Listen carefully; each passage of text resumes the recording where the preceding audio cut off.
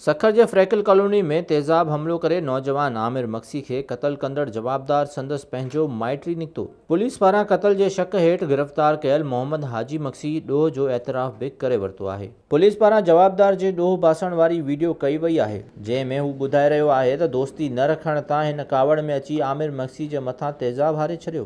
छा नालो अथव? मोहम्मद हाजी। पीउ जो नालो? मोहम्मद मिठल। ज़ात? मक्सी। काथे वेठो आहे? सिविल अस्पताल। छा कंदो आहे? मजूरी। हे जेको छोकिरो मरी वियो, जी। छा नालो हुनजो? मोहम्मद आमिर। इहो छा थींदो तुंहिंजो? इहो असांजो माइटु आहे, अबे जे भाणेजे जा पुट। अच्छा, इहे पाड़े में रहंदा आहिनि तुंहिंजे? जी। भला इहो छा कयो तूं? सर बसि कावड़ में अची करे मां उनखे तेज़ाब हयो, मूंखे ख़बर न हुई मरी वेंदो। अच्छा, तेज़ाब काथो आंदी? तेज़ाब सर ढकरोड़ तां वरितो। छा जे लाइ वरितो हुई? बाथरूम में विझण लाइ। बाथरूम में विझण लाइ वरितो हुई? जी।